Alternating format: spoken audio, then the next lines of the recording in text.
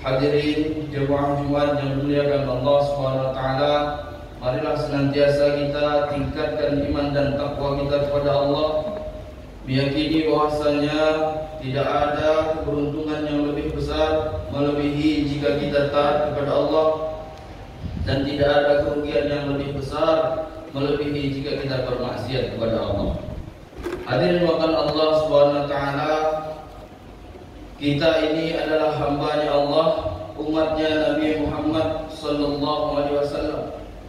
Kita hidup di bawah kolong langitnya Allah Subhanahu wa taala, makan dari rezeki yang diberikan oleh Allah Subhanahu wa taala.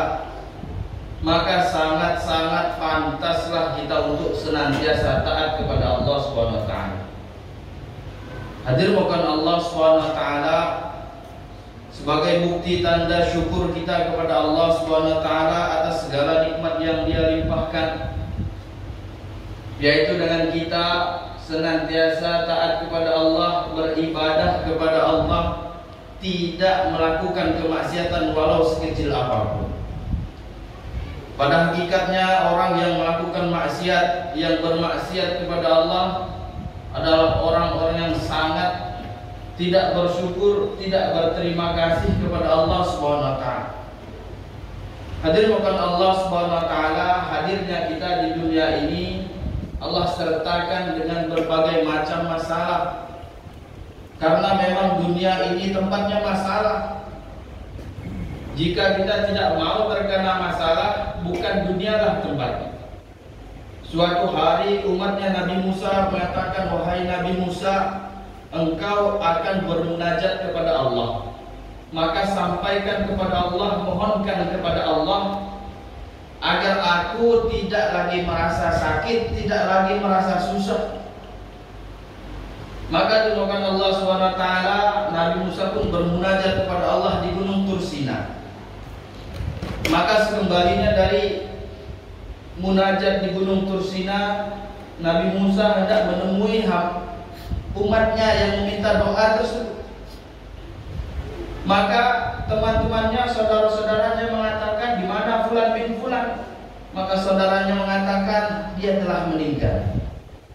Hadirin bukan Allah SWT, maknanya apa? Doa Nabi ini pasti terkabul. Kemudian makna yang kedua apa?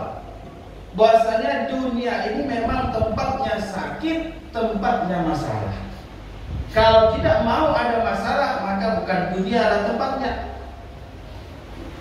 Hadirin bukan Allah SWT, ketika kita telah sampai di kubur kita, bukan juga masalah selesai. Masalah selesai di kubur kita apabila ketika kita hidup di dunia ini hidup dengan benar, taat, selalu taat kepada Allah, selalu beribadah kepada Allah. Jika ketika di dunia ini kita tidak taat kepada Allah, senantiasa lalai dengan perintah-perintah Allah, bahkan naudzubillah bermaksiat kepada Allah, maka kubur yang seharusnya tempat kita istirahat malah tempat siksa.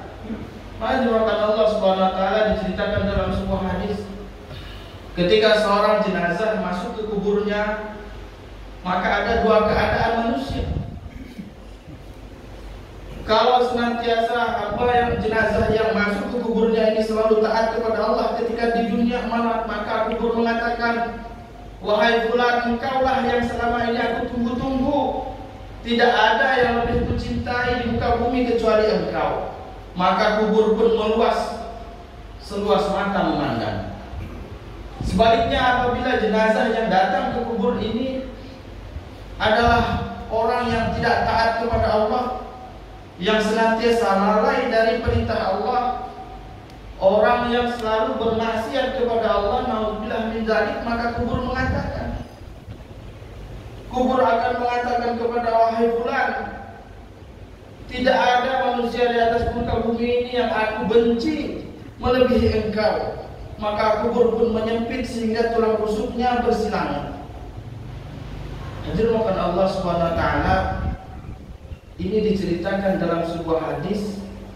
Memang Rasulullah SAW dihantar ke dunia ini sebagai basyiro wa nadhiro, Ada kalanya Rasulullah memberi kabar gembira dengan berita kesenangan surga. Ada kalanya Rasulullah SAW membawa berita ancaman siksa-siksa di kubur, di akhirat, di nerakanya Allah Subhanahu wa taala. Maka dimaukan Allah Subhanahu wa taala, masalah yang kita hadapi di dunia ini sebagai acuan kita. Masalah yang kecil saja kita tidak mampu, sudah merasa susah. Ketika malam hari datang, apabila PLN mematikan listriknya, maka kita sudah merasa susah. Begitu gelap rumah kita. Bagaimana susahnya gelapnya kubur? Bagaimana kita bisa menyelesaikan masalah kubur yang walaupun kita datangkan lampu 1000 watt bahkan 1 juta watt, tidak akan menerangi kubur kita. Apa yang menerangi kubur kita? Ya amal-amal ibadah kita ketika di dunia. Dan kesempatan kita hidup di dunia tidak 2 kali. Ya sekaranglah kesempatannya. Apabila kita bersungguh-sungguh untuk menerangi kubur kita, untuk meluaskan kubur kita, ya sekaranglah saatnya.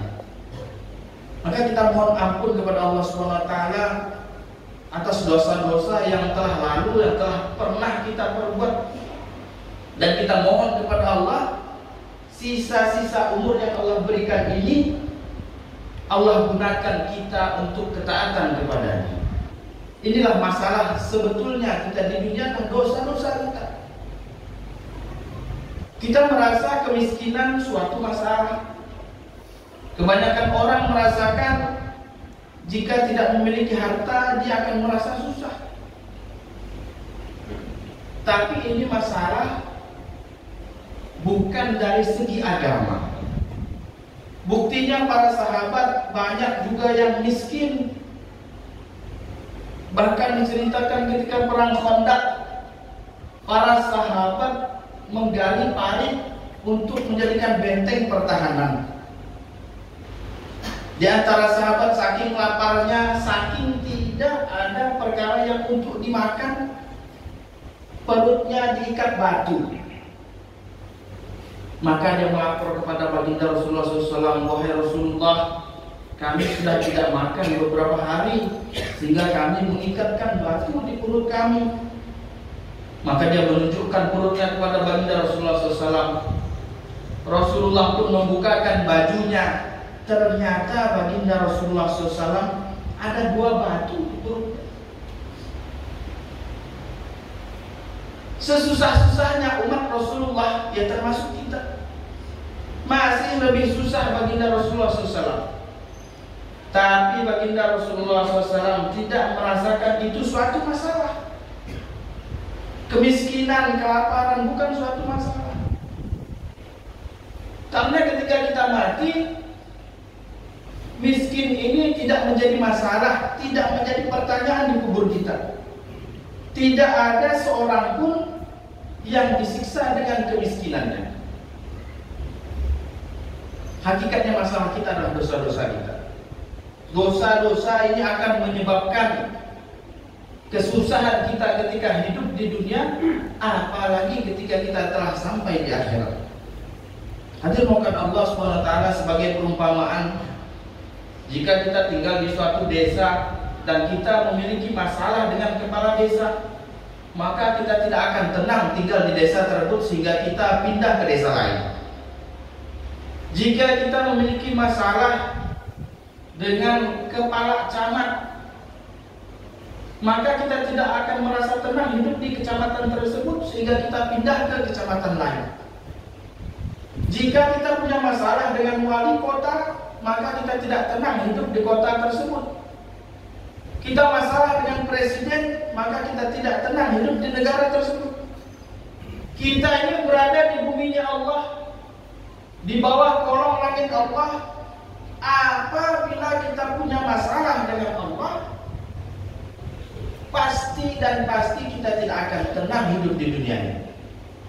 Maka satu-satunya cara supaya kita hidup bahagia, kita hidup senang dan tenang di dunia ini, yaitu dengan memperbaiki hubungan kita dengan Allah Subhanahu wa taala.